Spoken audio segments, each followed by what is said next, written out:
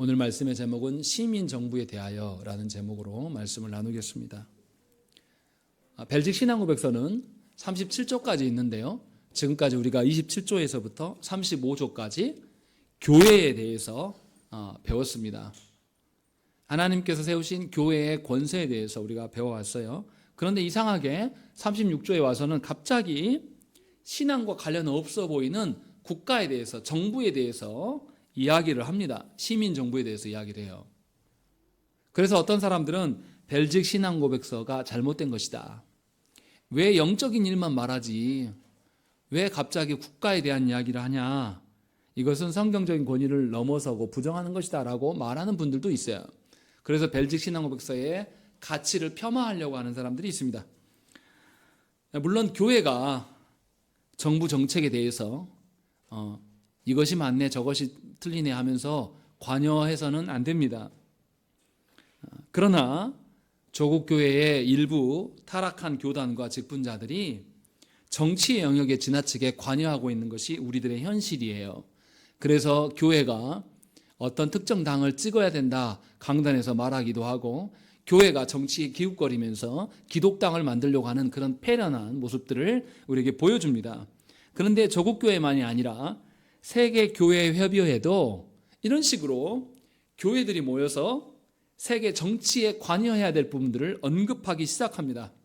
이것이 우리 시대의 모습이에요. 그러면 우리가 이제 어떻게 생각을 해야 됩니까?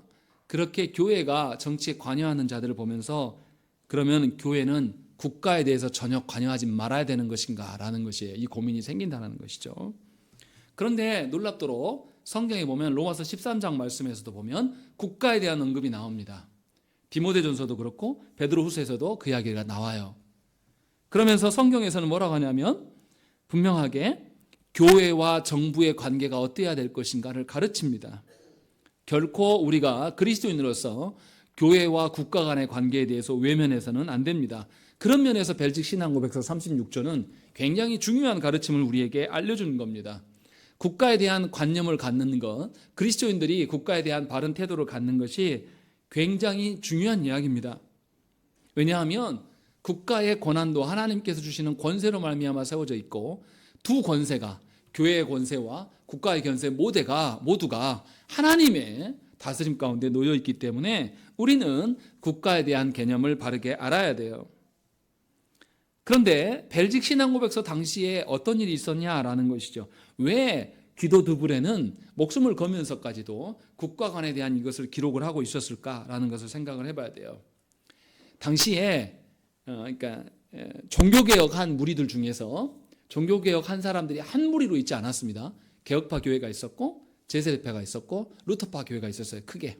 근데 이 제세례파 사람들은 어떻게 생각했냐면 국가를 존중하지 않았습니다. 제세례파 사람들의 생각은 어떤 거냐면 우리는 영적인 나라의 사람이다. 그러니까 교회 다닌 사람들은 영적인 하나님 나라 사람이니까 이 시민 국가에 대해서 충성하면 안 된다, 이런 사고를 갖고 있었어요.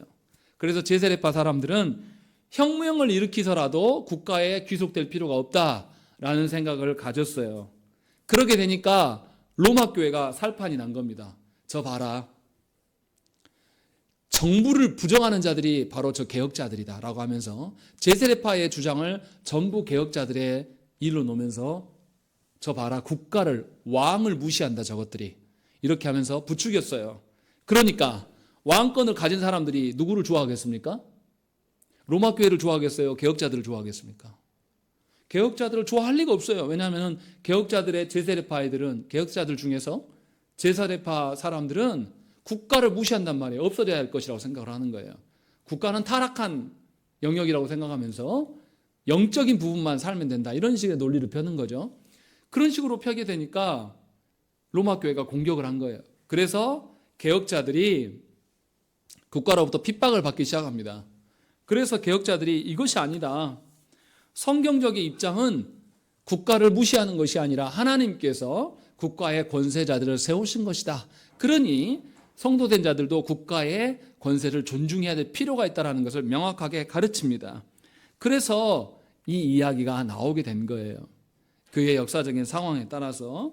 그래서 분명하게 기도 두불에는 교회에 대한 정부를 향한 역할들, 또 국가가 교회에 대한 그런 책임들, 이 두 가지를 양쪽의 측면에서 다 밝힙니다. 그래서 분명하게 로마서 13장에서 밝히는 것처럼 그리스도인들이 정부 공직자들에 대해서 어떻게 해야 할 것인가를 우리에게 좀 더 확실하게 가르쳐주는 신앙 고백서예요. 그래서 굉장히 중요합니다. 그리고 기도두부레가 이 어떤 맥락으로 썼는지를 잘 이해를 해야 돼요. 36조에서는 국가에 대한 이야기를 합니다. 그리고 37조에서는 무슨 이야기냐면 하나님의 종말의 심판에 대해서 이야기를 해요. 그러면 36조에서는 국가에 대한 권세, 그 앞에 36조 앞에서는 교회에 대한 권세를 했잖아요. 그러니까 교회에 대한 권세와 국가에 대한 권세 한 뒤에 마지막으로 궁극적인 권세는 어디에 있다? 하나님께 있다라는 것을 말하고 있는 거예요. 그래서 36조와 37조를 이중적인 방식으로 채택해서 기록하고 있음을 저와 여러분들이 알아차려야 돼요.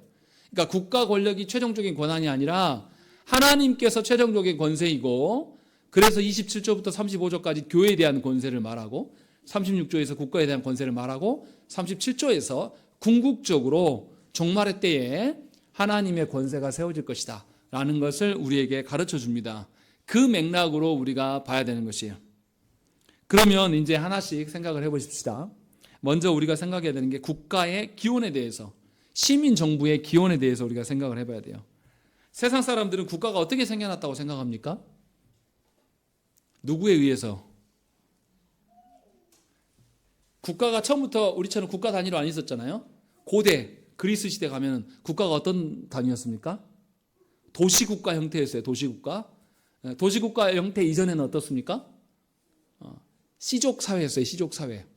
그래서 세상의 사람들은 어떻게 생각하냐면 사람들이 무리를 이어서 살다 보니까 국가의 필요성이 생겨나고 사람들의 합의에 의하여서 정부가 세워진 것이다. 이렇게 세상 사람들은 생각을 합니다. 그런데 우리의 신앙 고백서는 뭐라고 말합니까? 우리 한번 읽어보시죠. 첫 번째 줄, 두 번째 줄 읽겠습니다. 시작.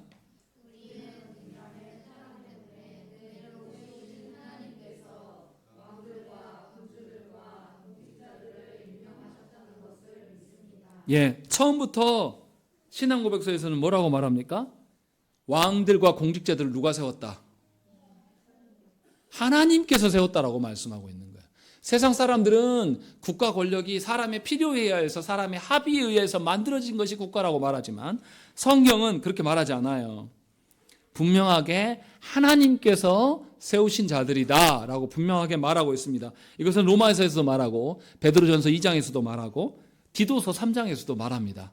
오늘 우리가 본 디모데전서 2장에서도 비슷한 뉘앙스를 띠고 있어요.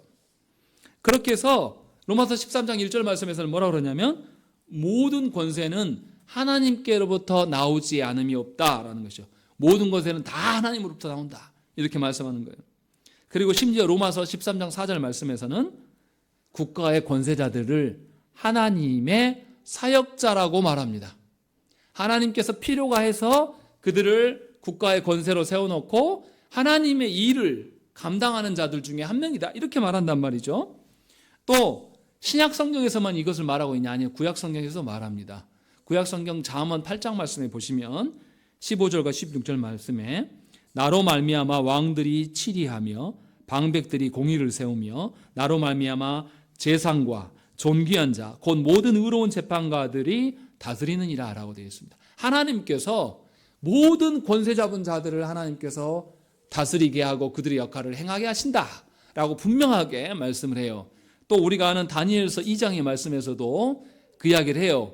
다니엘이 그 왕을 보면서 바벨론 왕을 바라보면서 뭐라 그러냐면 왕이여 왕은 여러 왕들 중에 왕이시라. 하늘의 하나님이 나라와 권세와 능력과 영광을 왕에게 주셨고 사람들과 들짐승과 공중의 새들 그 어느 곳에 있는 것을 막론하고 그것들을 왕의 손에 넘기사 다 다스리게 하셨으니 왕은 곧 그 금머리니이다 이렇게 말하는 거죠. 다니엘도 무슨 이야기를 하냐면 당신이 왕 된 것 하나님께서 권한을 주셨기 때문에 왕이 된 거다 라고 하면서 국가 권력을 하나님께서 세우셨다라고 성경을 말하는 거예요. 그러니까 성경의 입장은 뭐냐면 권세자들을 누가 세우냐면 하나님께서 세우신 것이에요. 결코 사람이 세워놓은 것이 아니라는 것입니다. 다시 말하면 역사상의 모든 국가를 누가 다스리신다? 하나님이 다스리고 계신다는 것이죠. 그것을 저와 여러분들이 먼저 알아야 돼요.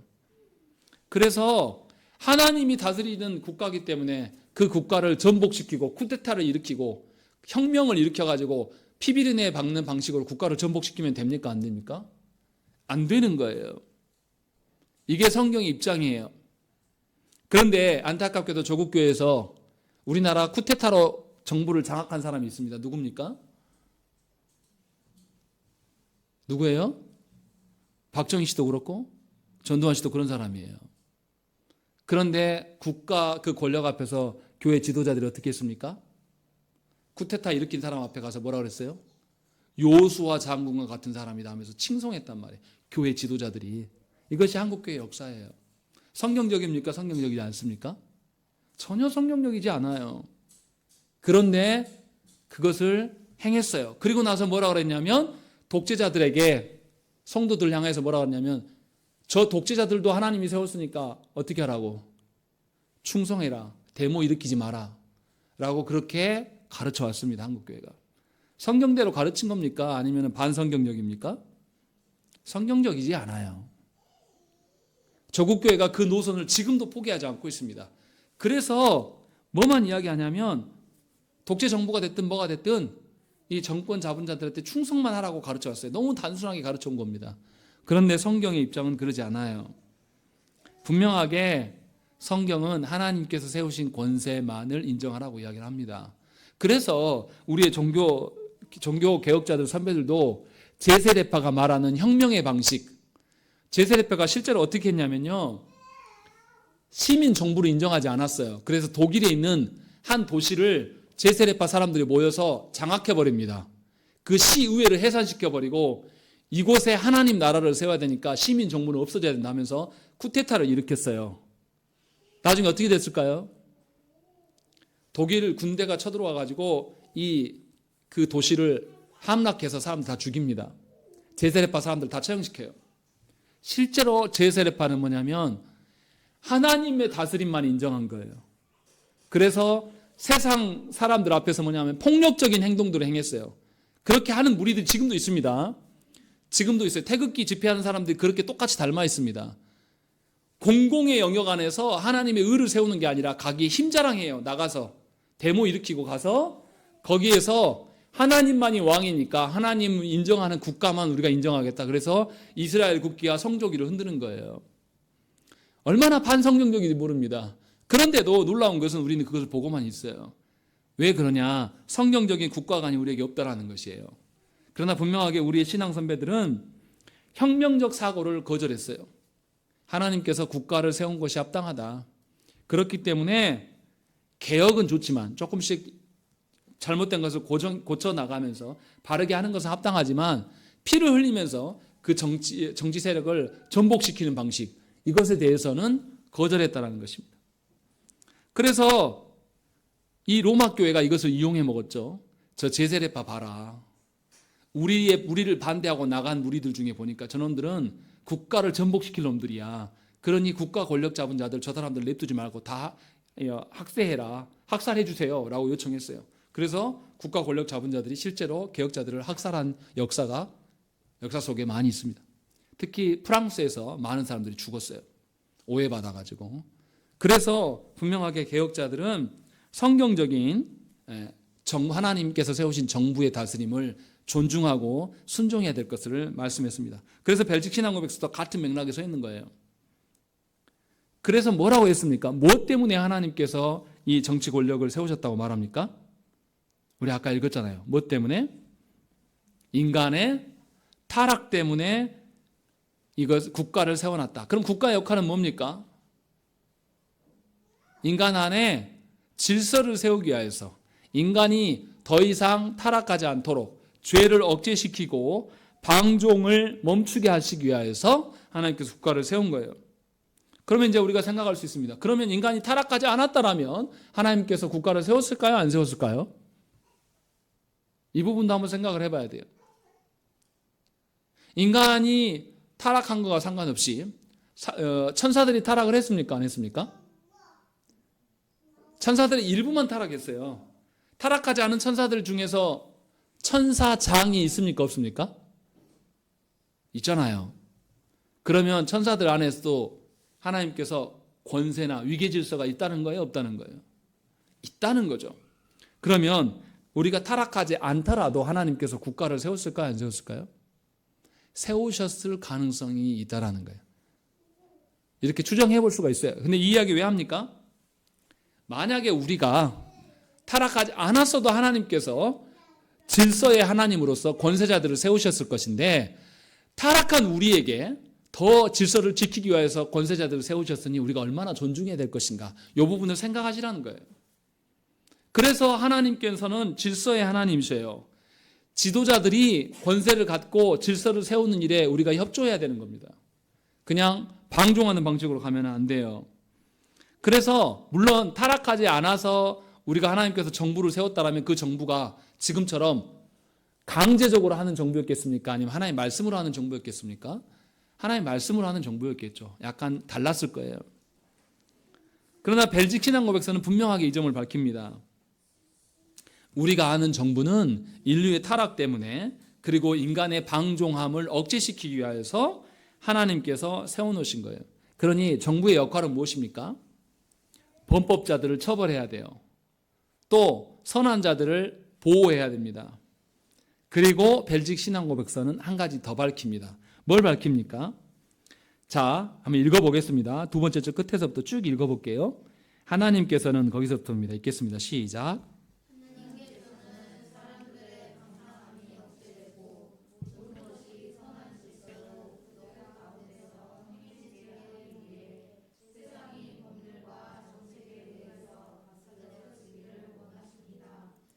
이런 목적으로 하나님께서는 범죄자를 처벌하시고 선을 행하는 자들을 보호하시기 위해서 정부의 손에 칼을 쥐어 주셨습니다. 억제하고 보호하는 정부의 일은 공공 질서에만 제한된 것이 아니라 그리스도의 왕국이 도래하고 복음의 말씀이 모든 것에서 설교되게 하여 하나님께서 당신의 말씀 안에서 요구하신 대로 모든 사람들에 의해서 영광을 받으시고 섬김을 받으시도록 하기 위한 교회의 사역과 교회를 보호하는 것도 포함합니다. 이렇게 말하고 있어요. 그러니까 정부의 역할이 우리가 아는 거하고 약간 달라요. 범죄자들을 처벌하고 의로운 사람들을 보호하는 것 말고도 뭘 해야 된다고요? 교회와 교회의 사역을 보호해야 될 의무가 있다라고 벨직 신앙고백서는 밝히고 있는 겁니다. 우리가 아는 정부의 개념하고 약간 달라요. 우리는 질서만 유지하고 뭔가 범법자들을 처벌하는 정도로만 생각을 하는데, 분명하게 벨직 신앙고백서는 교회의 사명을 지켜줄 수 있도록 이 정부가 국가의 질서를 지켜야 된다라고 말하고 있다는 것입니다. 그래서 디모데전서 오늘 읽었던 말씀이 뭐라고 합니까? 2장 2절 말씀 보겠습니다. 읽겠습니다. 시작.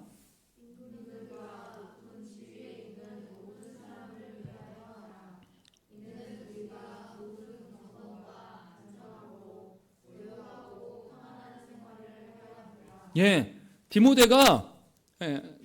바울이 디모데에게 말하는 거죠. 임금들과 높은 지위에 있는 모든 사람을 위하여서 뭐 하라고요? 앞에 1절에서 뭐 하라겠습니까? 간구와 기도와 도고와 감사를 하되 위정자들을 위해서도 해라 라고 이야기를 하는 거예요. 왜요? 이는 거기 나왔어요. 왜냐하면 우리가 모든 경건과 단정함으로 고요하고 평안한 생활을 하려 합니다. 여기서 우리는 누굽니까? 그리스도인들, 교회된 자들이. 교회 안에 경건하고 단정함고 평안함이 유지되기 위하여서는 국가 정부가 제 역할을 잘하고 교회를 지켜줘야 될 의무가 있는 것이다. 그래서 위정자들을 위하여서 기도해야 된다라는 이야기를 하고 있다는 거죠. 그래서 분명하게 우리는 알아야 돼요. 우리는 성도로서 위정자들을 위해서 기도해야 됩니까? 안 해야 됩니까? 해야 돼요. 윤석열 씨가 별로 마음에 들지 않아도 하나님께서 어떻게든지 대통령 자리에 가 있기 때문에 이제 2년도 안 지났잖아요. 그러면 앞으로 3년 넘게 더 이 대통령 자리를 해나갈 텐데 윤석열 씨가 잘해야 되죠. 그러지 않겠습니까? 지금 전 세계의 경제가 어때요? 호황입니까? 아니면은 지금 잘 경제가 안 돌아가고 있습니까? 전 세계 경제 잘 돌아가고 있어요. 여러분 모르십니까? 전 세계 잘 돌아가고 있어요. 호황이에요, 호황. 코로나 끝난 뒤로. 우리나라만 안 돌아가고 있어요. 일본은 이 장기 불안 상태가 30년이나 지속된 나라예요. 그런데 일본이 경제 성장률이 우리보다 높습니다. 우리가 30년 동안 한 번도 일본보다 경제 성장률 밑으로 내려간 적이 없어요. 근데 윤석열 씨가 대통령 된 뒤부터 그 밑에 있어요, 우리가. 처참한 수준이에요. 대통령이 얼마나 삽질을 하고 있는지 여러분 아셔야 돼요. 기도해야 됩니다. 이 나라를 위해서. 지금 성경 그렇게 말하고 있는 거예요, 우리한테.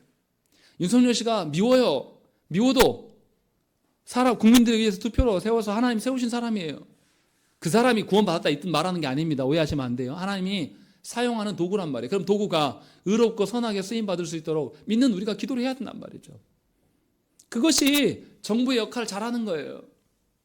그런데 그러게 하고 있냐고요. 제가 경제적인 부분만 말했어요. 공의로운 측면에서 봤을 때 이 정부가 공의롭습니까? 아니 이태원에서 사람이 너무 많이 죽었어요. 그래서 이 이태원 특별법을 만들어가지고 누가 잘못했는가 이거 처벌을 좀 가려내주라 해서 국회의원들이 국회에서 합의해서 올렸단 말이에요. 그러니까 대통령이 어떻게 했습니까? 거절했어요. 나 안 해. 그리고 그때 했던 행정부 장관 지금도 합니까 안 합니까? 지금도 하고 있어요. 자기 사람이니까. 이게 정부입니까? 이건 말이 안 되는 이야기예요. 제가 뭐 다 말 안 하려고 해도 찾아보면 이게 한두 가지가 아니에요. 이런 게. 이게 진짜 이게 정부인가 싶을 정도로 이게 난리가 나 있는 상황이에요. 그러니까 그리스도인들이 깨어서 더 기도해야 됩니다. 하나님이 세우신 저 위정자가 하나님 두려워할 줄 아는 자가 되게 해달라고. 하나님이 날마다 성령께서 관여하셔서 잠을 못 들게 해달라고. 밤마다 술 먹으러 돌아다니는 게 아니라 술을 먹어도 취하지 않도록 해달라고 하나님. 그래서 잠 못 들게 하시고 정신 차리게 해달라고 기도해야 돼요. 나라가 점점 산으로 가고 심각한 지경이에요. 30년 동안 한 번도 보지 못했던 일이 지금 일어나고 있는 거예요. 지금 우리 대한민국에서. 여러분들 뉴스에 관심이 없어서 모르겠지만 30년 동안 한 번도 있지 않았던 일들이 지금 계속 2년도 안 됐는데 벌어지고 있는 겁니다. 참사가 한두 가지가 아니에요. 혹 잘못하면 우리 자녀들도 그 참사에 포함될지도 모르겠어요. 두려워요, 저는. 성경에서도 분명하게 기도하라고 이야기를 합니다. 정부의 역할에 온전하게 서도록. 그래서 하나님께서는 정부에게 특권을 줬습니다. 어떤 특권을 줬어요? 교회에 주셨던 직분자들은 무엇으로 자기의 직분을 감당합니까? 교회 직분자가 뭐 합니까? 목사가 뭐 합니까? 장로가 뭐 합니까? 목사가 말씀을 가르치고 장로는 성도들이 말씀대로 살아가고 있는가 신방하면서 돌아보면서 그렇게 직분을 감당한 말. 그러니까 교회의 직분자는 가르침의 특권의 권세를 통하여서 교회를 세워나가요. 그런데 국가의 권세자들은 어떻게 합니까? 뭘 줬어요? 아까 읽었잖아요. 몇째 줄입니까? 일곱째 줄인가요? 거기 보면 이런 목적으로 하나님께서는 범죄자를 처벌하시고 선을 행하는 자들을 보호하시기 위하여서 정부의 손에 뭐를 줬다고요? 칼을 쥐어주셨다라고 말하는 거예요. 이 칼을 쥐어줬다는 것은 강제력을 부여했단 말이에요. 그래서 국가가 부르면 어떻게 돼야 됩니까? 남자들은 우리 기현이도 이제 20살 먹으면 뭐가 나와요? 영장이 나옵니다.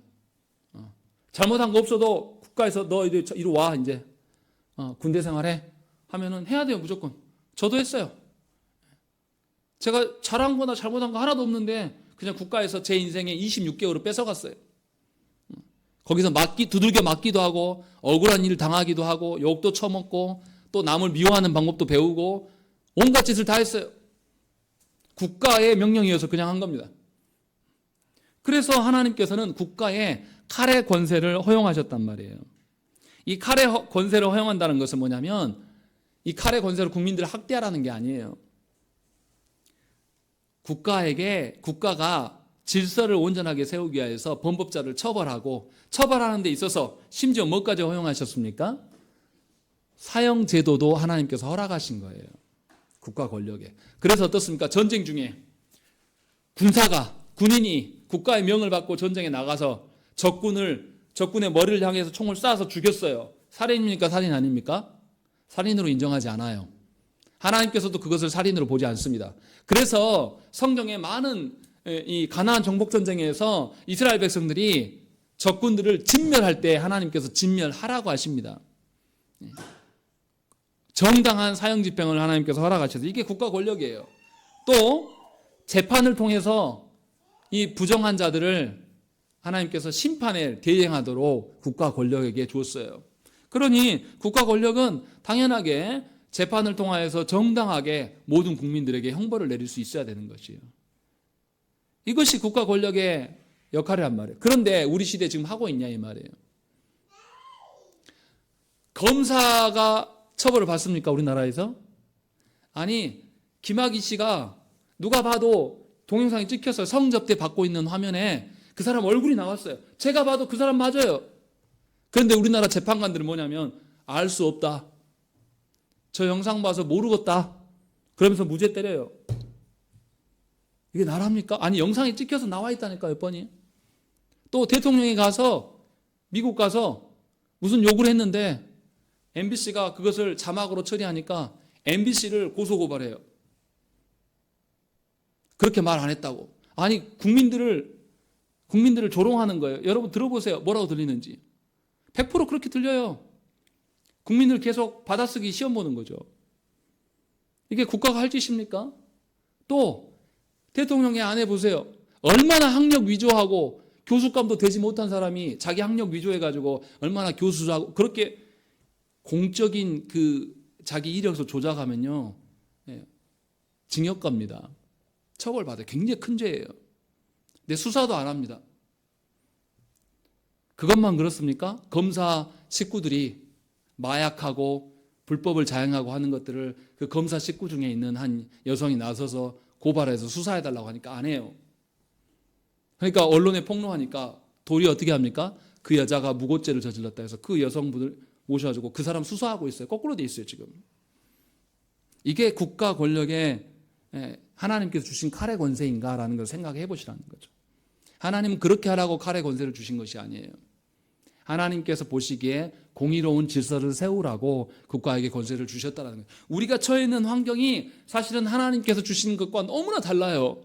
그런데 놀라운 것은 뭐냐면 그리스도인들이 그것에 대한 생각이 없다는 것이죠. 아예 관심이 없어요. 하나님이 주시는 국가 권력이 정당하게 하나님의 공의에 근거하여서 집행되고 있는가라는 거 보라는 거죠. 놀랍게 그러지 않고 있는데 우리는 기도도 하지 않습니다. 신기한 거죠. 왜냐하면 그리스도인들이 국가관이 없어요. 벨직 신앙고백에서 그것을 이야기를 합니다. 그리고 벨직 신앙고백서에서 아주 특이한 게 있습니다. 국가의 권세 중에서 뭐 하라고 그랬죠? 악인들을 처벌하고 의인들을 보호하는 것 말고 뭐를 지키라고요? 교회와 교회의 사역에 대해서 보호해야 된다라는 것이 써 있습니다. 이것 때문에 교회 역사 속에서 이 논쟁이 굉장히 심했습니다. 국가가 교회를 어디까지 지켜야 되는가라는 이 논쟁이 교회 안에 늘 있었어요. 어떤 사람들은 정부가 교회를 조직하고 그 사역을 수행해야 한다고 이해하고 주장했습니다. 무슨 말이냐면 정부가 교회 조직하는 데 관여할 수 있다고 본 거예요. 그래서 중세시대 때는 교회 직분자를 지금 그렇습니다. 독일 교회는 어떻습니까? 목사님들이 어디에서 사례 받습니까? 목사님 사례비 누가 줘요? 독일에서. 국가가 줍니다. 대신 목사님들의 직분의 임명 누가 해요? 국가가 해요. 이렇게 된다고 믿는 사람들이 있다는 거죠. 벨직 신앙국에서 36조에서 뭐라고 하냐면 정부의 일은 공공질서에만 제한된 것이 아니라 그리스도의 왕국이 도래하고 복음의 말씀이 모든 곳에서 설교되게 하여 하나님께서 당신의 말씀에서 요구하신 대로 모든 사람들에 의해서 영광을 받으시고 섬김을 받으시도록 하기 위한 교회의 사역과 교회를 보호하는 것도 포함합니다 라고 분명하게 밝혀요. 정부더러 교회 산약에 관여하라는 겁니까? 관여하지 말라는 겁니까? 관여하라고는 하지 않았어요. 뭐만 하라고요? 교회가 복음을 잘 세울 수 있도록 협력하라는 거예요. 보호하라는 거예요. 정부는 그래서 교회의 고유의 사역, 말씀을 가르치고 말씀에 근거해서 치리하고 말씀으로 성도들을 세워나가는 이 사역을 정부가 관여해서는 됩니까? 안 됩니까? 아니에요. 교회가 그 일을 할 수 있도록 교회의 영역으로 남겨놔야 돼요. 그래서 교회를 안전하게 지키고 교회가 자유로운 방식에 따라서 그 일을 집행할 수 있도록 교회 권한을 부여해 주는 것, 이게 정부 역할이에요. 그런데 그러지 않았다라는 것이죠. 그럼 이제 여기서 한번 생각을 해봐야 돼요. 이제 이거 물어볼게요. 정부가 우상 숭배하는 자들을, 이단자들 있잖아요. 이단자들, 우상 숭배. 우리식으로 말하면 신천지가 몇 년 전에 난리 쳤잖아요. 우리 사회에 악영향을 줬습니까? 안 줬습니까? 줬잖아요. 코로나 막 번성케 하고. 그때 예수 믿는 사람들이 뭐라 했습니까? 국가가 뭐하냐? 저렇게 잘못하고 있는데 신천지 처벌해야지 라고 이야기를 했어요. 국가가 이단자들을 처벌해야 됩니까? 말아야 됩니까? 교회를 지켜야 되니까, 정통 교회를 지켜야 되니까 국가가 무력으로 나서서 이단자들을 학살해야 됩니까? 안 해야 됩니까? 이게 애매해져요. 역사 속에서 이것 때문에 늘 싸웠습니다. 그러네, 우리가 기억해야 됩니다. 교회도 그렇고요, 국가의 권세도요, 뭘 건드리면 안 됩니까? 성도의 신앙의 양심을 건드리면 됩니까? 안 됩니까? 안 됩니다. 다시 말하면 목사인 제가 여러분들 신앙생활 잘 안 한다고 막 윽박지르고 압력을 넣어가지고 목사님 때문에 신앙생활 하게 만들면 안 돼요. 부모의 경우도 똑같습니다. 여러분들이 하나님의 살아계심을 여러분들이 믿고 하나님 앞에서 살아가는 모습을 보여줄 수는 있지만 애들한테 윽박지면서 너 교회 안 나가? 용돈 다 끊어버리니까 빨리 나가. 이런 식으로 강압해서는 안 돼. 그것은 그 사람의 양심을 빼앗는 겁니다. 교회도 그렇게 하면 안 돼요. 교회에서도 신앙 양심을 지키라고 말씀해요. 그럼 국가가 성도들의, 국민들의 양심을 건드리면 됩니까? 안 됩니까? 안 됩니다. 다시 말하면 정부가 이단자들을 처벌하는 역할을 갖고 있지 않아요. 이것이 성경적 입장이에요. 정부는 분명하게 교회를 보호하고 교회가 수행하는 선교 사명을 할 수 있도록 자유를 주는 거예요. 더군다나 우리 사회는 어떻습니까? 모든 사람들이 기독교입니까? 벨직 신앙 고백서가 쓰였을 때는 국가와 교회가 같았어요. 무슨 말이냐면 모든 백성들이 기독교였어요. 기독교 국가 위에서 정부가 있는 거예요. 그러니까 모든 국민이면 모든 성도예요. 이게 됐던 시대예요. 우리 시대는 그렇지 않아요. 우리 시대의 종교의 자유라는 것은 기독교에게만 국한돼야 됩니까? 우리나라의 종교의 자유는 기독교에만 국한된 종교의 자유냐고요? 아니라고요. 우리 시대는 이미 종교다원주의 사회예요. 여러 가지 종교가 있습니다. 이 종교다원주의 사회에서 국가가 종교에 대한 자유를 허락해 주는 것은 기독교 쪽으로만 기울여서 할 수가 없어요. 왜냐하면 종교는 뭐하고 연결되어 있습니까? 인권과 연결되어 있습니다. 그 사람의 양심과 연결되어 있기 때문에 함부로 말하기 어려워요. 그래서 교회는 정부가 기독교의 가치, 예배가 무엇이고 그 교회가 해야 될 그 사역이 무엇인지를 정부가 잘 알 수 있도록 계속 알리고 설득해야 돼요. 그래서 교회의 일이 선한 것이고 국가의 질서 잡는 것과 같이 연계되어 있는 것을 계속 위정자들에게 알려줘야 될 필요가 있어요. 교회가 이 일을 안 하기 때문에 위정자들이 교회에 하는 일에 대해서 별로 관심이 없는 겁니다. 교회가 이 일을 잘해왔고 성도들이 실제로 시민으로서 살아가면서 법을 잘 지키면서 거기에서 평화로운 시민의 어떠함을 하나님의 권세로부터 찾아서 정말로 좋은 시민으로서 성도들이 살아갔다라면, 그래서 성도들이 세상 속에서 빛과 소금의 역할을 했다라면 국가가 예수 믿는 사람들에 대해서 탄압할 이유가 뭐가 있겠습니까? 교회가 그 일을 잘해왔다라면 우리 사회가 교회에 대해서 환영하겠습니까? 싫어하겠습니까? 환영할 수밖에 없는 거예요. 근데 정말 잘했을까? 라는 부분을 생각을 해봐야 한다는 거죠. 그래서 우리 시대의 교회는 기도 드부레 시대의 교회하고 달라요. 기도 드부레는 모든 국민이 모든 성도였어요. 우리 시대는 국민 따로 있고 성도 따로 있습니다. 그러면 교회가 어떻게 해야 됩니까? 계속 복음을 전하는 교회로 서 있어야 해요. 선교적인 교회로 서 있어야 돼요. 선교적인 교회라는 것은 뭐예요? 그냥 내 신앙만 지키면 되는 게 아니에요. 믿지 않는 자들에게 하나님을 알려야 돼요. 그러면 그들과 함께 살아가는 공공의 영역 안에서 공공의 장이 있을 거 아닙니까? 그 공공의 장에 가서 기독교인들이 어떻게 해야 됩니까? 공공 질서를 지켜야 돼요? 안 지켜야 돼요? 지켜야 됩니다. 나라에서 코로나가 걸렸으니까, 코로나 퍼지니까 예배 드리는 거 좀 자제하고 마스크 쓰시고 간격 지키라고 하면 교회가 지켜야 돼요? 안 지켜야 돼요? 지켜야 됩니다. 그런데 교회가 어떻게 했죠? 모이지 말라고 그랬는데 인터코업 어떻게 했어요? 모여서 자기들끼리 모르게 모였습니까? 안 모였습니까? 산속에서 자기들끼리 모여서 집회하다가 전부 신천지만 그런 게 아니라 교회도 코로나 발생지가 된 거예요. 전파지가 돼버렸어요. 그래서 국민들한테 얼마나 욕먹었습니까? 공공의 영역을 교회가 존중하지 않아요. 기독교인들의 생각이 뭐냐면 공공의 영역도 누가 장악해야 된다?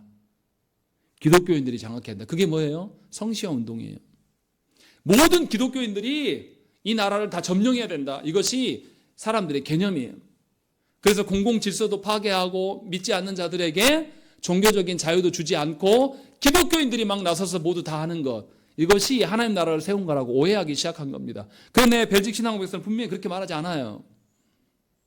분명하게 교회는 국가에게 교회의 역할을 알리고 국가에서의 역할을 할 수 있도록 계속 알리고 좋은 시민을 길러내는, 좋은 성도를 길러내는 역할을 통하여서 국가의 사명이 무엇인지를 계속 알려갈 수 있도록 해야 한다고 말하는 거예요. 그래서 그리스도인들은 공적인 영역, 광장에 나아가서 좋은 시민으로 정말 하나님 나라의 대안으로서 그들이 살아가야 되는 것이죠. 교회가 이러한 성도들을 계속 길러냈어야 돼요. 민주 시민들을. 그래서 교회가 불의한 일이 있을 때 누구보다 먼저 나가서 교회가 공의를 위하여서 힘쓰고 있었다라면 지금 교회가 존중받았겠죠. 그런데 조국 교회는 그렇게 하지 않았습니다.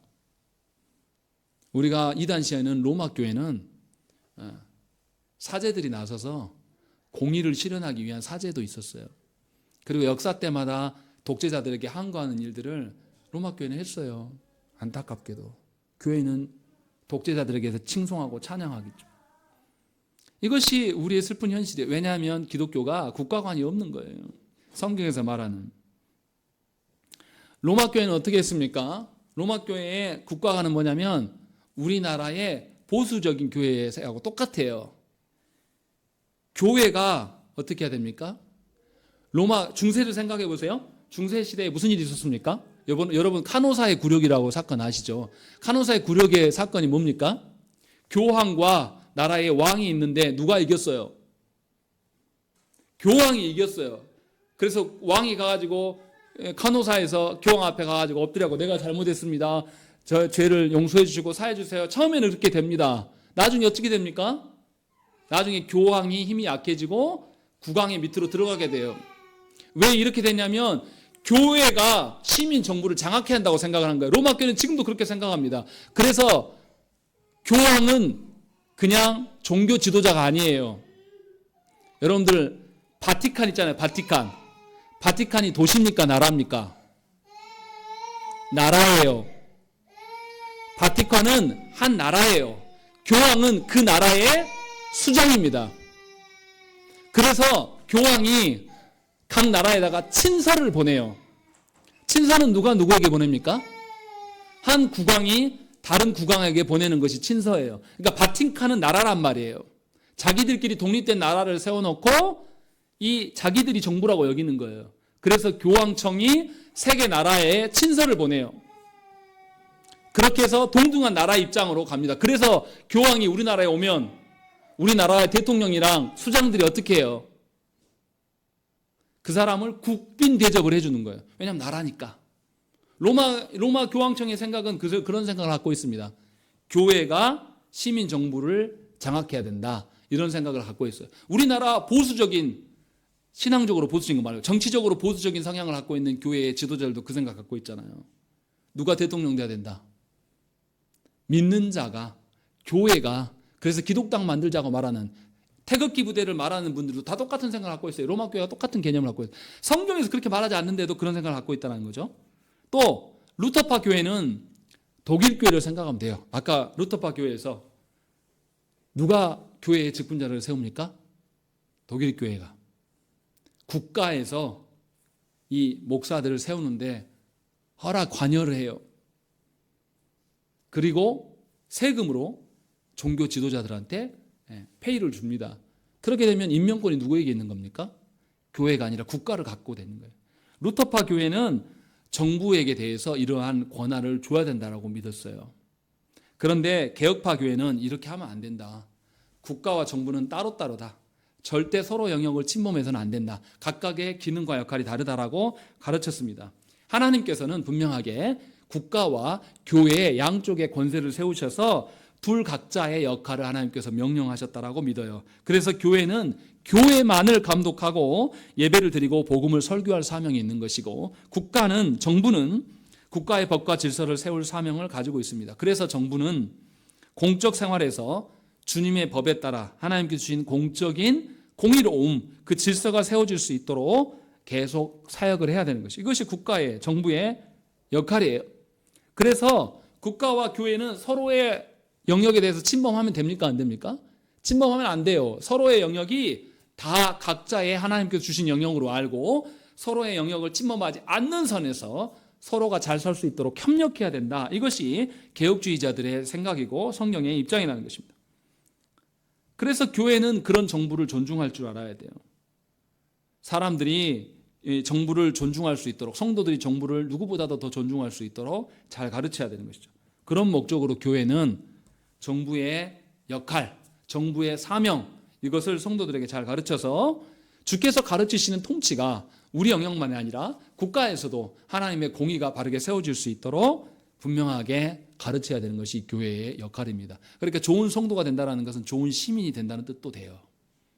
그것이 성경적인 입장이에요. 그러면 우리 시대의 교회를 한번 생각을 해보십시다. 조국 대한민국의 상황 속에서 교회의 역할을 한번 생각을 해봐야 돼요. 다시 말씀드리지만 한국은 다종교 국가예요. 이미 기독교만이 종교로 있는 것이 아니라 많은 종교들이 있습니다. 기도 두부레 때와는 달라요. 기도 두부레 때는 딱 기독교만이 종교의 중심에 서 있었기 때문에 우리랑 입장이 달라요. 다원주의 사회에서 한 종교의 편만 들을 수 있습니까? 없습니까? 없어요. 종교의 자유를 줘야 한단 말이에요. 그런 어려움이 있어요. 그렇기 때문에 벨직 신앙 고백서 36조를 우리 시대에 고백할 때에, 적용할 때에 그대로 적용하는데 약간 어려움이 생겨요. 기도 드부레 당시에는 그냥 기독교 국가였어요. 우리 시대는 다종교 국가란 말이에요. 그렇기 때문에 교회는 정부에게 계속 기독교의 역할이 무엇인지를 계속 입증해 내야 됩니다. 교회가 국가 안에서 어떠한 유익을 끼치고 있고 성도된 자들이 어떻게 좋은 시민으로 살아가고 있는가를 계속 육성해서 보여줘야 돼요. 그래서 교회가 교회의 사명에 열심을 내지 않으면 이 국가에 속한 다른 불신자들이 교회의 필요성에 대해서 의문을 드는 거예요. 그 교회 뭐하러 있어? 교회 목사들 먹여 살려고 있는 거 아니냐? 교회처럼 비리가 많은 곳이 어딨냐? 전부 범죄자들, 교회 직분자들 아니냐? 이 소리를 우리가 지금 듣고 있습니까? 안 듣고 있습니까? 심각하게 듣고 있어요. 이 말은 교회가 자신의 사명을 위해서 살았다는 소리입니까? 살지 않았다는 소리입니까? 그렇게 살지 않았다라는 거예요. 학자들이 뭐라 그러냐면요, 신학자가 쓴 글입니다. 제가 일부분만 발췌해서 들려드릴게요. 잘 들어보세요. 이거 중요한 이야기입니다.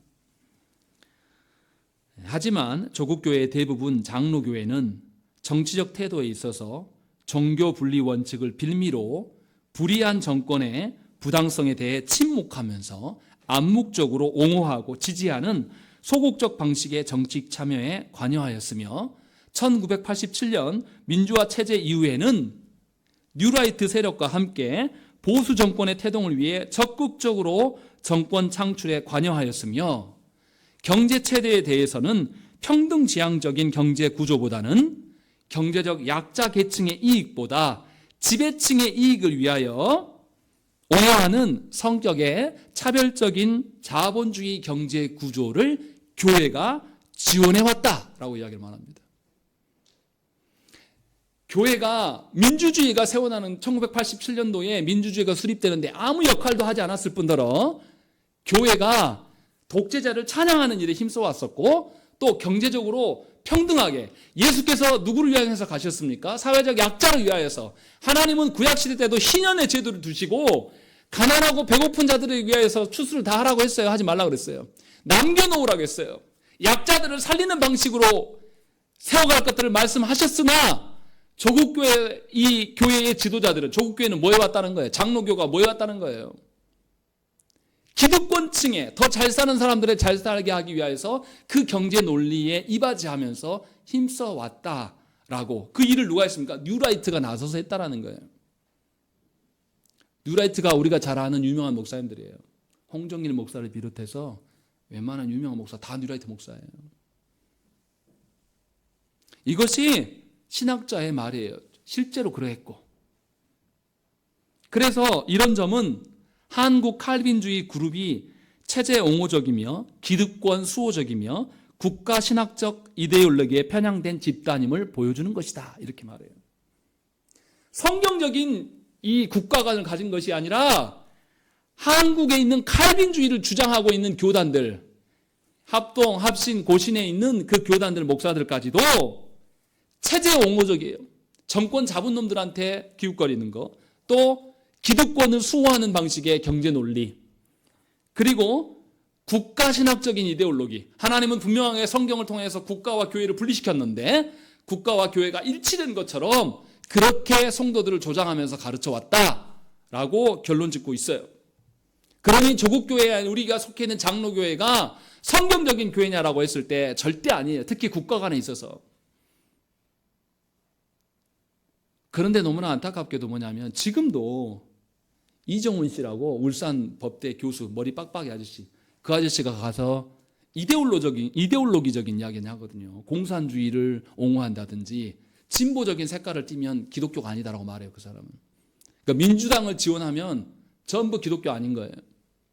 정의당을 지원해도 기독교가 아니에요. 오로지 국민의힘만 지원해야지 기독교라고 말하고 있어요. 누가요? 교회가요. 얼마나 반성경적입니까? 이것이 우리 시대의 모습이에요. 처참해요. 저는 목사로서 너무 부끄럽습니다. 교회가 이렇게 극보수적으로 우경화돼가지고 자신의 정체성을 잃고 있어요. 성경과 반대되는 이야기를 한단 말이에요. 예수께서는 누구를 향해서 이 땅에 오셨습니까? 죄인들을 위하여서. 고아와 과부를 위하여서 오셔서 그들을 치유하시고 그들과 함께 식사하셨던 분이에요. 그런데 조국교회는 기득권층을 위해서 존재해요. 그것도 장로교회가요. 칼빈 이야기를 하지 말든가. 칼빈 운운하면서 그래 왔다는 거죠. 분명하게 우리는 여기서 회개해야 됩니다. 옳지 않아. 여러분들 깨어 있어야 돼요. 뉴라이트 계열의 목사들이 말하는 거짓된 것에 속지 마시라는 것이죠. 성경적이지 않아요. 제가 지금 민주당 찍으라고 그 말 하는 게 아니에요. 성경적인 교회됨에 봤을 때에 어떤 정치 권력이 좀 더 성경적인 것인가라는 걸 생각을 하라는 거예요. 그래서 분명하게 여러분들이 민주시민으로서 설 수가 있어야 돼요. 바르게 예수를 믿으면요, 우리가 민주시민으로 살아가게 됩니다. 부정한 일에 대해서 휩쓸리지 않아요. 분명하게 성경은 이것을 가르칩니다. 그리고 그래서 벨지 키난 고백서에는 성도가 시민으로서의 의무가 있다고 말해요. 5가지를 이야기를 합니다. 그리스도인이 바른 시민으로서 살아가기 위하여서 5가지 정부의 권한에 대해서 존중하라 그래요. 첫 번째 뭐라고 합니까? 그리스도인들에게 법을 지키라고 말합니다. 준법을 잘 지켜나가야 된다는 것이죠. 그런데 어떻습니까?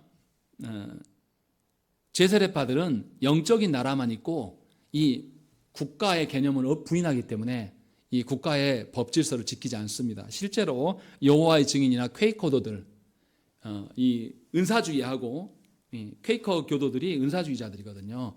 이 사람들이 국가의 징집 명령을 따릅니까? 따르지 않습니까? 안 따라요. 그냥 감옥 가버립니다. 이것은 하나님께서 보시기에 합당한 운동이 아니에요. 실제로 기도두불에도 무슨 일이 있었냐면 1566년에 남부 네덜란드에서 예수 믿는 사람, 개혁자들 중에 일부 극단적인 개혁자들이 뭐였냐면 성상을 파괴했어요. 마리아 상이나 이런 것들 가서 다 파괴 운동을 했단 말이에요. 그때 기도 두브레가 그렇게 참여했던 자들을 색출해내고 그들에게 정부에 항복해라. 니네 잘못한 것이다. 라면서 꾸중했어요. 성경적이지 않다라는 거죠. 그래서 분명히 국가 질서를 지키라고 말합니다. 그러면 이제 물어볼 수 있어요. 그러면 정부가 성경적이지 않은 일을 강요할 때 그런 박해를 벌칠 때도 우리가 순종해야 되는가? 아니에요. 벨직 신앙고백에서 분명히 이야기를 합니다. 사도 바울도 무슨 이야기를 합니까? 국가 위정자들을 모든 권세는 누가 세웠다? 하나님께서 세우셨다. 그리고 심지어 그 권세 잡은 자들이 하나님의 사역자라고까지 말합니다. 그런데 분명하게 하나님의 말씀 안에 있을 때예요. 하나님의 말씀에 벗어나 있을 때까지 순종할 필요는 없어요. 왜냐하면 우리의 궁극적인 권세자는 하나님이시기 때문에. 그래서 분명하게 벨직 신앙고백에서도 제한을 둡니다. 하나님의 말씀에 순종할 때에 그 제한선에서 국가에 충성하라고 이야기를 해요. 그리고 두 번째로 시민, 성도가 해야 될 시민으로서의 역할은 뭐냐면 법도 잘 지켜야 되지만 세금을 잘 내야 됩니다. 조국 대한민국에서 세금 안 내는 사람들이 있습니다. 누굽니까? 여러분 세금 다 내잖아요. 여러분들 목회자들 세금 안 내고 살았어요. 최근에 노무현 정부부터 해가지고 문재인 정부도 세금 내라고 이제 제도로 바꾸니까 누가 난리쳤습니까?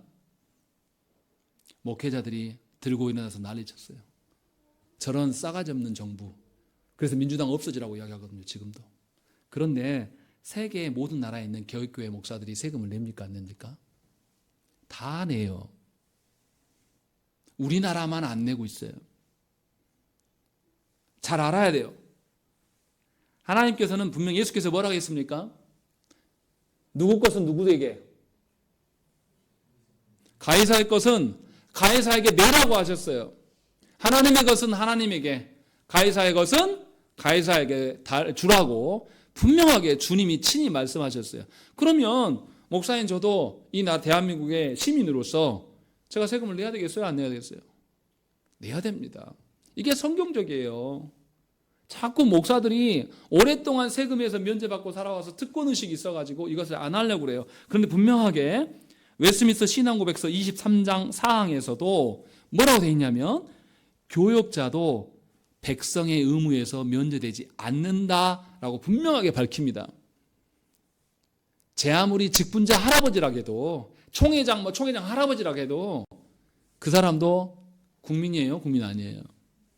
국민이라는 겁니다. 그러니까 세금 내야 된다는 거예요. 잘 아시라는 거죠. 그리고 세 번째, 성도는 정부의 권세 잡은 자들, 공직자들을 존경해야 됩니다. 그리고 그들이 하는 일에 대해서 존중해야 되는 것이죠. 그래서 개혁교회 성도들이 국가든지 나라 국기에 대해서 표를 할 때에 요구받을 때 분명하게 하나님께 숭배하듯이는 안 해도 분명하게 경의를 표해라고 가르쳤습니다. 우리 한국교회에서 그런 적이 있었죠. 국기에 대한 경례가 옳은 것이냐 아닌 것이냐라고 했을 때 막 논쟁이 됐을 때, 그런데 군인이 국기에 대해서 경례하는 것이 어떤 식으로 하는 겁니까? 하나님 섬기듯이 국기에 대한 경례하는 겁니까? 그런 개념 아니에요. 그런 개념 아닌 것을 기억해야 됩니다. 군인이 군인으로서의 충성을 하는 정도의 선인 것이지 하나님께 우상 숭배하듯이 국기 경례하는 것은 그런 개념은 아니라는 거죠. 그리고 네 번째로 하나님의 말씀에 위배되지 않는 선에서 성도는 정부의 공직자의 그 행할 것을 따라야 돼요. 순종해 줘야 된다는 것입니다. 그래서 합당하게 자기들의 권세를 활용할 수 있도록 허락해 줘야 한다는 것이죠. 그리고 다섯 번째, 오늘 본문의 말씀에 있던 것처럼 성도는 국가와 공직자들을 위해서 뭐 해야 된다고요? 기도만요? 간구와 기도와 도고와 감사를 드러내라고 분명하게 말합니다. 이건 누구를 향한 것입니까? 하나님을 향한 거예요. 하나님께서 위정자를 주셔서 참으로 감사합니다. 하나님께서 위정자를 주셔서 교회된 우리를 지키시기 위한 방편으로 주셨기 때문에 이 기능이 온전하게 세워지기를 원합니다 라고 말하면서 국가에다가 충성하라는 게 아니라 그 국가에 위정자들을 하나님 주신 그 하나님을 향하여서 감사하고 하나님의 다스림이 온전히 드러나도록 기도하라는 것이죠. 이렇게 하는 것이 성도의 의무예요. 분명히 다시 말씀드립니다. 법을 지켜야 돼요. 그러나 하나님 말씀 안에서의 법인 것이고, 두 번째로도 세금을 내야 됩니다.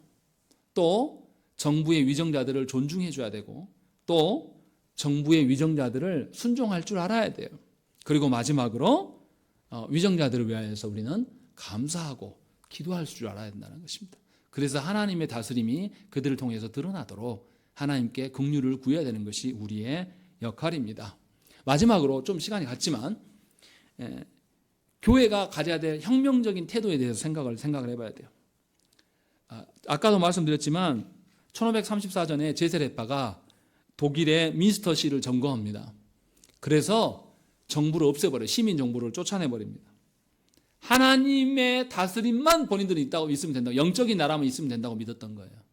그래서 1535년에 민스터가 함락당하고 사람들이 많이 죽어요. 고문당하고 죽임당합니다. 이것은 옳지 않습니다. 하나님께서 분명하게 교회만이 아니라 국가라는 권세도 줬어요. 그래서 성도들은 두 세계의 시민권자예요. 하나님 나라의 시민권자이면서 동시에 국가라는 나라의 시민권자입니다. 그래서 우리는 두 세계를 존중해야 돼요. 그러나 두 세계 중에서 누구의 권세를 더 인정해야 됩니까? 하나님의 권세. 하나님의 권세에 안에서 국가에 순종할 수 있는 자들이 되어야 한다는 것입니다. 그래서 그리스도인들은 하나님의 주신 질서대로 살아가기에 힘써야 되는 거예요.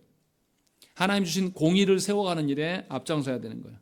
그래서 교회가 국가를 전복시키고 교회에 대한 성도들이 혼란을 조장하고 뭔가 혁명적인 태도를 취하는 것은 옳지 않아요. 하나님이 주신 그 국가 안에서 분명히 그것이 독재자라든지 공산정권이라든지 이러지 않는 이상은 하나님께서 주신 것 안에서 그 영역 안에서 질서를 지켜서 그리스도인들이 세상의 빛과 소금이 되어야 한다는 것이에요. 그래서 하나님께서 국가를 통해서도 우리를 지키시는구나 라는 것을 그리스도인들이 스스로 입증해 보여야 된다는 것이죠. 그래서 성도들 중에 정말로 준법 정신이 탁월한 참 좋은 성도들이 나와야 돼요. 예를 들어서 지금 최상병 죽은 것 때문에 해병대 대령인 박정훈 대령이 지금 싸우고 있잖아요. 재판받고 있잖아요. 박정훈 대령이 아주 신실한 그리스도인입니다. 그래서 상병밖에 안 되는 병사의 죽음 앞에서 본인이 신앙 양심상 지나칠 수가 없는 거예요. 그래서 이 사람의 죽음에 대한 책임을 져야 된다라고 하면서 본인이 바르게 수사를 한 겁니다. 그런데 이 청와대에서 개입하면서, 청와대가 아니죠, 용산이죠. 용산에서 개입하고 국방부에서 개입함으로 인해서 불법적인 일들로 인해서 지금 오히려 억울한 상황 가운데 놓여 있는 거예요. 그런데 본인은 자신의 인생 전부를 걸고 지금 싸움을 하고 있는 겁니다. 그게 그리스도인이에요. 저는 기도해요. 그분을 위해서. 하나님 꼭 법정에서 승리하게 해달라고. 하나님의 공의가 이 땅 가운데 세워져서 그리스도인들로 인하여서 공의가 무너져버린 공의가 하나둘씩 회복되는 역사를 보여달라고. 저는 그래서 박정훈 대령이 신앙이 좋은 게 너무 감사해요. 그래서 날마다 기도합니다. 하나님 도우시라고. 분명하게 우리가 그런 사람이 돼야 됩니다. 참된 그리스도인으로 여러분들이 서 있는 그곳에서 하나님의 공의를 국가 안에서 세워나가야 됩니다. 그럴 때에 교회는 국가 안에서 복음을 전할 수 있는 기회를 잡게 되는 거예요. 우리 시대의 교회가 자기의 역할을 놓아버린 지가 오래됐습니다. 그래서 교회가 누구의 편만 듭니까? 기득권자들의 편만 돼 있어요. 그래서 세상 사람들이 뭐라고 합니까? 교회를 아무도 믿지 않아요. 조롱해요, 교회를. 정치 권력자들의 무슨 말하면은 교회와 연관지어서 말합니다. 굉장히 슬퍼요, 저는 그거 보면서. 분명하게 다시금 이 땅이 변화돼야 돼요. 바른 일을 하는 거, 공의로운 일을 하는 데서 기독교인들이 하나 앞에 서야 되고 교회가 나서야 돼요. 누구보다도 정의를 위하여서, 이 땅의 공의를 위하여서 우리가 힘쓰고 있을 때에 다시 이 땅의 사람들이 관념이 바뀌고 국가가 교회를 바라보는 시선도 달라질 것입니다. 그 일을 위해서 저와 여러분들이 힘써야 됩니다. 그를 위하여서는 바른 국가관을 가지셔야 되고 그 속에서 하나님이 보시기에 합당한 것들을 세워나가요. 그러니 여러분들 정치 권력에서 나오는 뉴스들 생산에 돌아간 데서 여러분들이 등한시하면 절대 안 돼요. 잘 보고 판단하면서 뭐가 바른 것인가 라는 분별을 가지셔야 되고, 그리스도인으로서 더 바른 이야기들을 세상 속에 이야기를 해야 됩니다. 그래서 그리스도인들은 하나님이 주시는 성경과, 한 손에는 성경과 한 손에는 신문을 들고 살아가야 돼요. 그래서 이 시대에 빛과 소금으로서 살아가는 정말로 국가에서 필요한 자가 되기를 간절히 축원합니다. 함께 기도하겠습니다. 하나님 참 감사합니다. 하나님 우리에게 교회를 속하게 하시고 또한 우리를 통하여서 국가를 세워나가게 하신 역할도 허락하셨음을 봅니다. 주여 하나님, 성경적인 국가관을 가질 수 있도록, 특별히 조국교회가 지금껏 얼마나 위정자들을 중심으로, 있는 자들 중심으로 기웃거렸는지를 볼 때 매우 슬프고 마음이 참담합니다. 주여 하나님, 교회 직분자들이 회개할 수 있도록 하나님 도우시옵소서. 진실로 누구보다도 교회된 자들이 하나님의 공의를 존중하고 하나님을 두려워할 수 있는 자들이 되게 하여 주시옵소서. 하나님, 자신의 그 역할과 자신의 그 직함에 큰 위기 가운데 놓여 있으나 하나님의 공의를 위하여서 싸우는 자들이 우리 사회에, 그런 기독교인들이 참으로 많습니다. 주여 하나님, 그들을 기억하시고 그들과 함께 하시고 그들을 지켜보는 우리들에게도 참 교훈을 주시어서 하나님이 승리하심을 보게 하시고 기대하게 하시고 우리 또한 그 길을 살게 하여 주시옵소서. 하나님께서 함께 하셔서 교회된 우리를 통하여서 하나님의 공의를 세우게 하여 주시옵소서. 귀하신 예수님 이름으로 기도드립니다. 아멘. 우리 주기도문으로 예배 마칩니다. 하늘에 계신 우리 아버지여, 이름이 거룩히 여김을 받으시오며 나라에 임하옵시며 뜻이 하늘에서 이룬 것 같이